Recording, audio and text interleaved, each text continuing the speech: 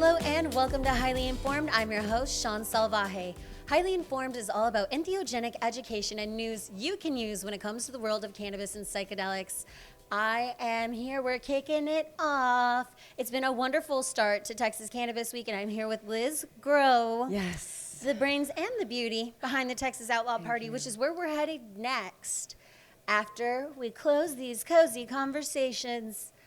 Liz, it's been a couple of years. Thank you so much for joining me here. It's kind of a beautiful manifestation. What a circular moment. It really is. It feels really good. And we have, what is this?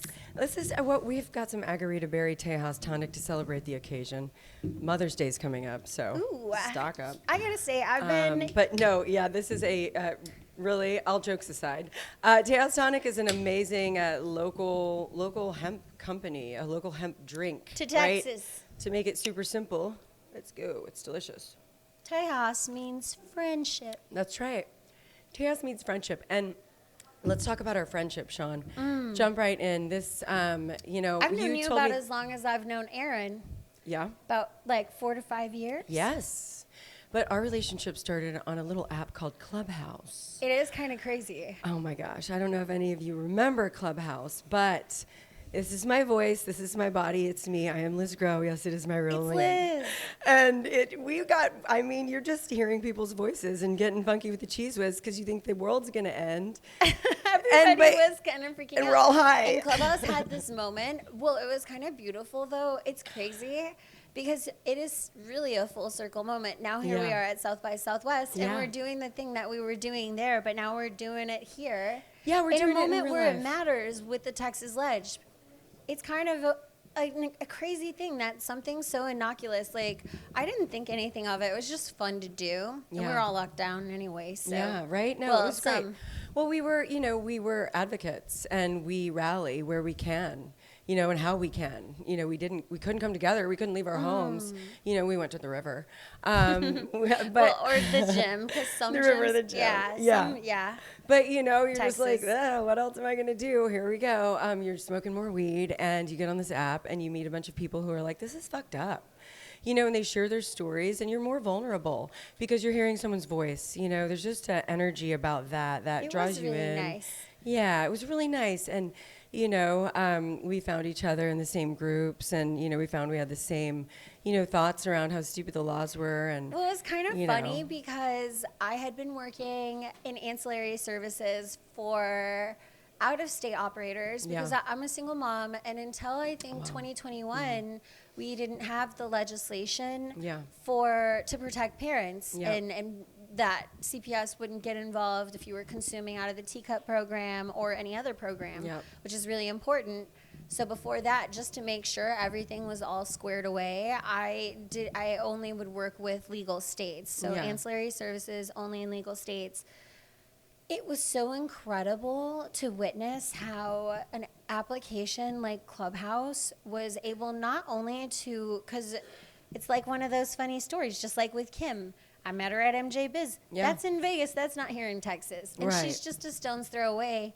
Right. And we connected so much over that application, which was the first time, I think, interstate operators or people who were trying to talk across state lines, especially as we're building legislation, were able to really openly cross-communicate. And it created this level of growth for the industry that I think we miss sometimes. Yeah, I agree. Sometimes you don't want to be staring at a screen. You want to just hear someone's thoughts and have your turn to speak and, continue the work, as they say. It never stops for entrepreneurs, no matter what industry you're in, but especially not for those in cannabis. I'm just like, let me just hear it. Let me respond thoughtfully. Let me smoke my joint and stare off into the distance. It was like a test. You could test your communication skills, actually, because you got immediate feedback. Like, people in some rooms were getting booted out. So you learn. I know it's weird. A nasty culture. Well, I was listening on the way here. I was listening to Diary of a CEO, and they were talking about auditory cues, vocal presence, all of the things. And it just happened to line up with this, and I was like, wow, that's perfect timing. Yeah. but it reminds you of how much we communicate through story, through nonverbals. And with Clubhouse, because it was audio only, I felt like you got judged for what you really said. Like, so you couldn't be too flagrant. Like, you And had to kind really of own it. How you really, Well, you 'cause can type a sometimes, word. on social, you can just make a comment, and they've done studies that people could say some crazy shit behind an anonymous screen, but I felt like it neutralized that because you had to stand behind your words, which is something culturally I would like to see more of. I feel like we've been missing that. You need to stand behind your words. When it comes to branding and marketing, what like with Tejas or other Texas businesses, standing behind your word and telling your story in a way that doesn't come off salesy. How do you do that? You know, that's a great question. And I think the reason I am, you know, credible in my answer is because I've been working for the last 6 or 7 years with cannabis brands, working with them in the video production aspect, you know, whether it's long form video, creation and development on our projects or other people's projects centered around cannabis and hemp specifically. We've also worked with brands who have products that are hemp products and cannabis products. Well, that's how I hit it off with you and Patrick when we finally did meet in person. Yes. I was like, wait, y'all are storytellers? Exactly, we are. You know, Patrick is a really great producer. He's got a long-standing, very successful background in video production, and that's what he does and who he is, and I love him. And you talk to him this about is it, you what we can do. tell he loves it. Like, he's thinking about the shot. He's thinking about the way he can push it creatively. Like, I've seen him running around with this camera at a certain angle because he understood how to actually capture an image in different dynamics. And there's like a difference between someone who is really interested, someone who started a business that maybe it's really more of a hobby, and then the people who are really all in on something. Absolutely, you can feel that, and we're you know, and especially in cannabis, definitely like this, and this not is a hobby. No, not a hobby at all. This is life. This is their lives. This is Aaron's life. But you know, you can feel that on Clubhouse. You can feel that earnestness, I think, and you can also, you know, we want to apply that to the brand of hemp and cannabis. We want to apply that face, that feeling, that, you know, openness, that love, that gratitude, you know, in a normal and consistent way through brands, through our podcast that we have on YouTube. Shout out Grow House Podcast. We never market it, and we've been doing it since 2018 randomly, but there's some spicy shit in there. I recommend.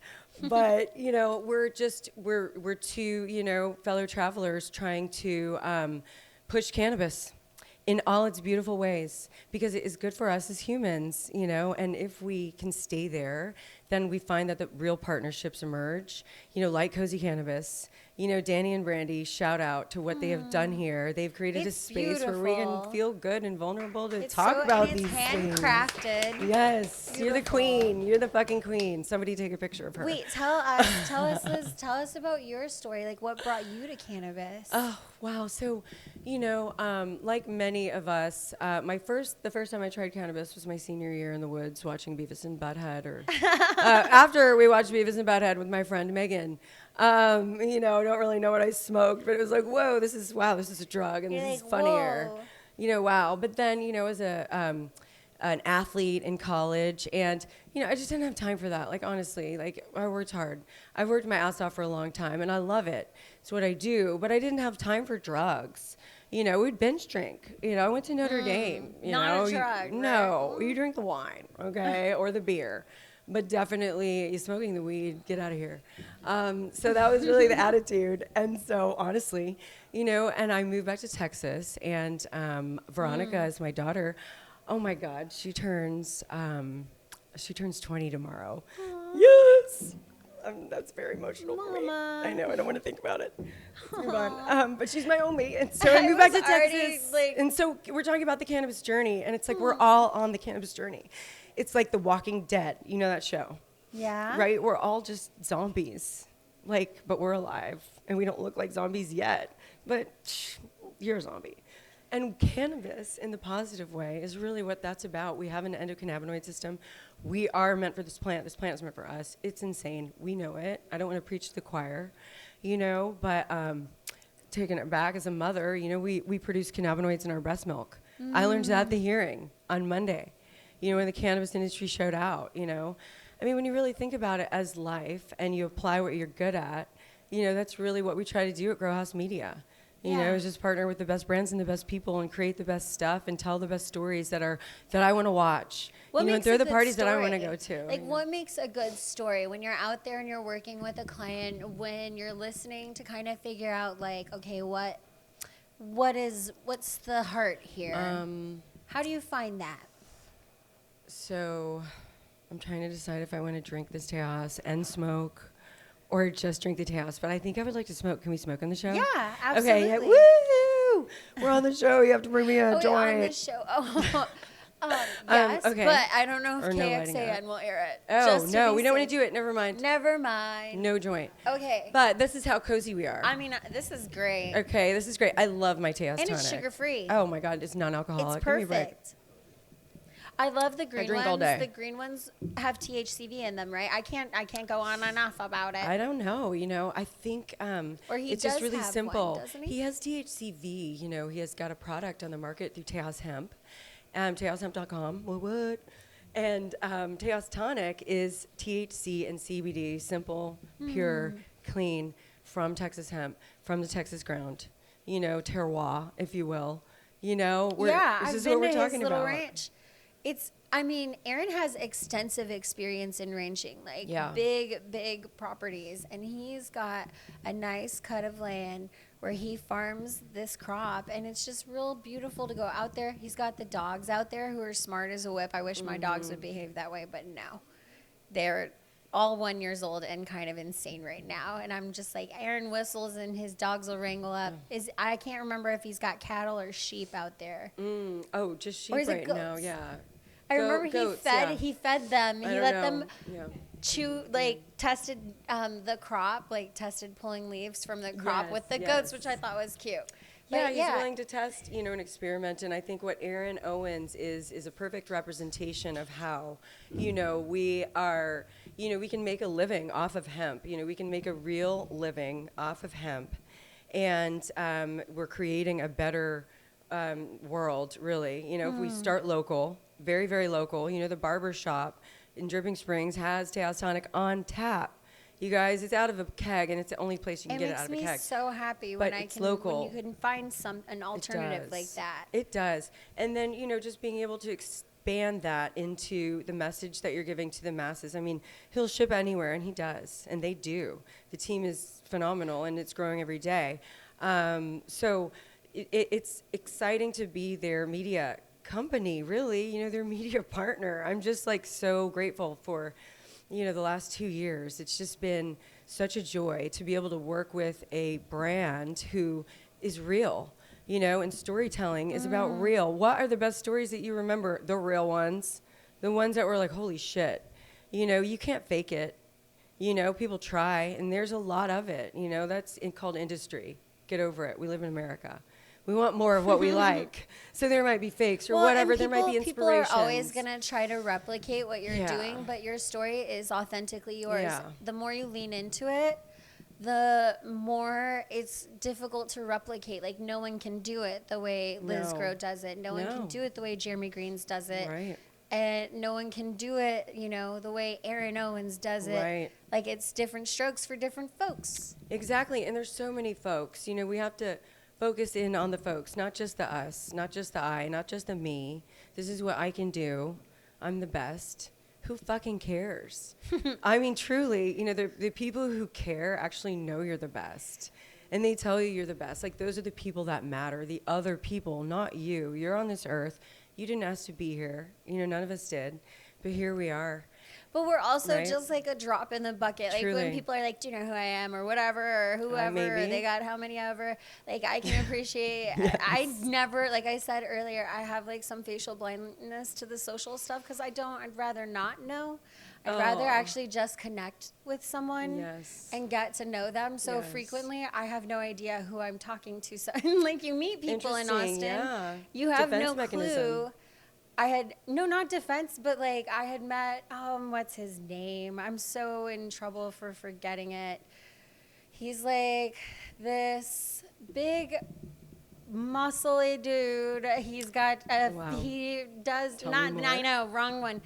He's like a sports scientist, though. He's like actually really well known. This is the problem. I cannot remember for the life of me. And I didn't know. And I met him and I had no clue.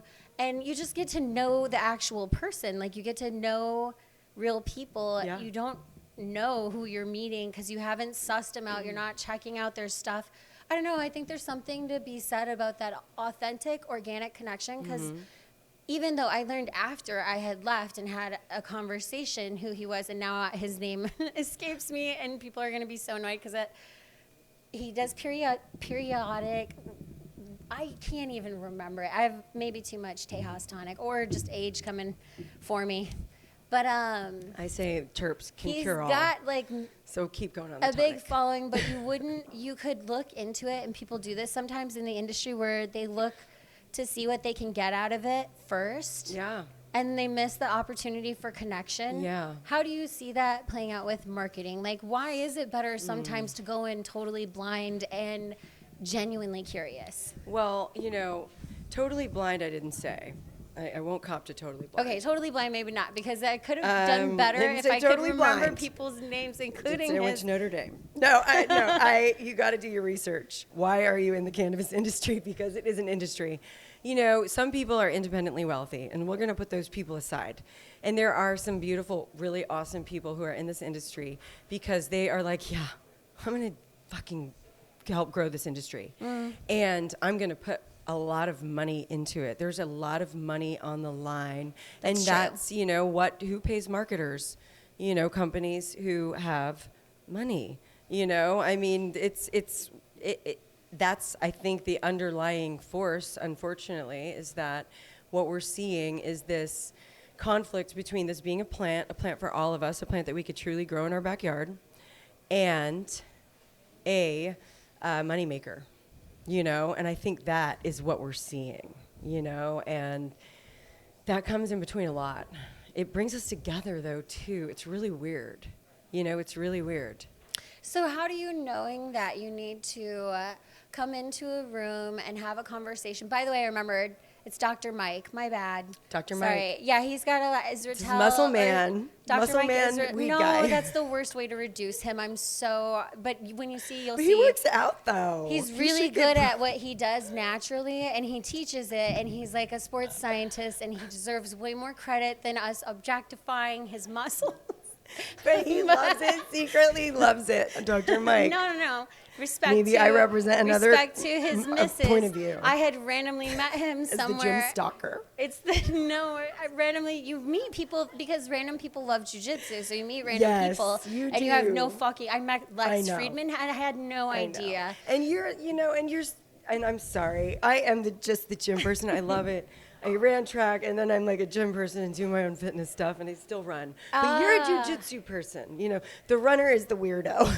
Solo. You're all by yourself. Because we kind of can be, and it's like, God damn, how long have we been doing this stuff? But it's fun and weird in our heads sometimes. But jiu-jitsu is spiritual, it's connective, it's like we're rolling, we're touching each other, I mean, it is. Professionally. No. Yeah, but your skin is like on another human skin, and that's true. Like it is actually very really different. Good neurologically. I do think if it is true that we have some primate origins, which I believe folks accept, but who knows these days.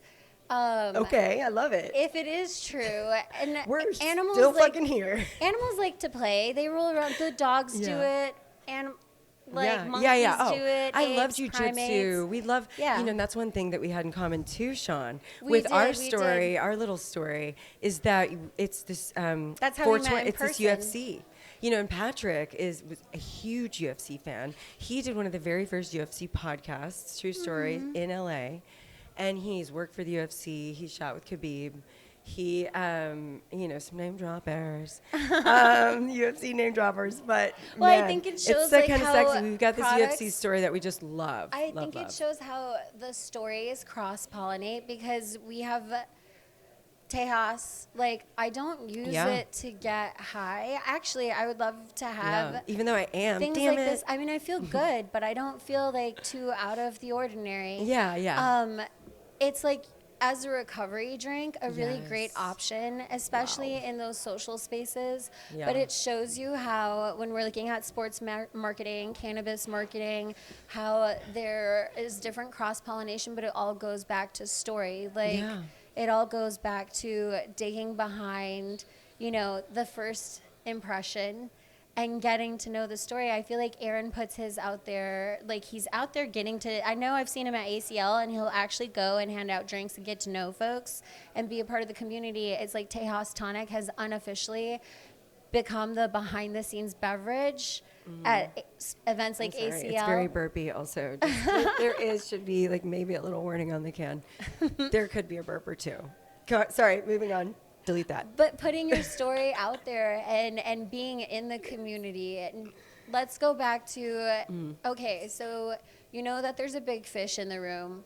One, you have my approach, which is just come in authentic. Don't be blind, but come in authentic. Yes. Don't think about what you can get first. Yes. Just connect. Yes. And then now what? Now if we're sharing our story and we're trying to build bridges between people and make new connections. Like folks who are coming to the outlaw party tonight, how can they get to know the community, especially if they're new to it? How can they put themselves out there? Or how can they have that conversation with that stakeholder that maybe they've been thinking about approaching, but they don't know how to go about it?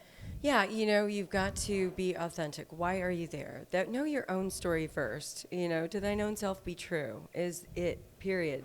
Those words were already written.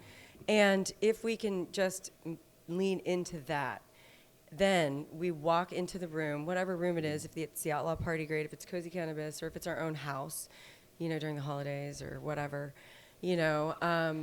we can feel better because we're working on our own story, our own why, and there's nothing to be ashamed about. We're here, or if there is something you feel ashamed about, then, maybe you need to make some changes, like whatever. We're here. Like, why am I playing small? Yeah, what am I doing? Let's go. So I feel like, and that's so outlaw party tonight, because you're going to be there, okay? And you can't so what play you need small to do, if you're at the you can't outlaw play party. You better not play small, baby. I had this conversation last night with a very smart woman with this amazing AI app, and she's like, damn it, I have to talk to some investors tomorrow morning. I'm like, excuse me, did you not know you're at South by Southwest? Hello, ma'am. Here we are. Why? This is why you're here. Yes, you're going to hear some amazing people, but it's about meeting people. And if you have an idea that you think is a billion-dollar idea, then I believe you. I know you do. And you have an investor meeting, get out of my face. Go get that money. Yes. If that's the case, then do that. And if they say no, then you'll learn why. Ooh, if then they you'll learn say why. no, it's one more rep.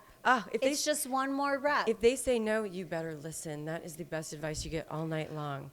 The best advice I get is that shitty advice. People don't even if listen it's served to the with some honey. No, and then, you gotta listen to the no because you're getting the feedback about what could have been stronger. Like it's actually the key to. Yeah. Sometimes don't listen to someone who's not playing in your domain because some folks will just give you their 2 cents. I mean, but if it's someone who you admire and you want their buy-in.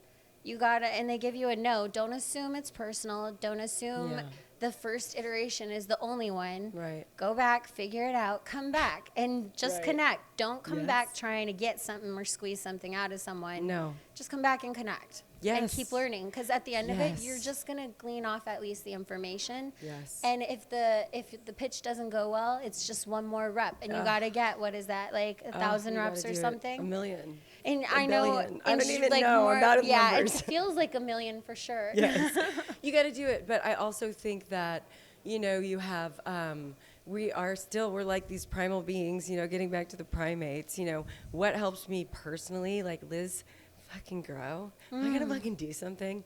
Like, speak at like a high times thing. You know, early on that would make me so nervous. Like, oh my God, who am I? And just like shaking. It's like, I didn't ask to get born with this last name, but everybody thinks it's a big deal. And I fucking love weed.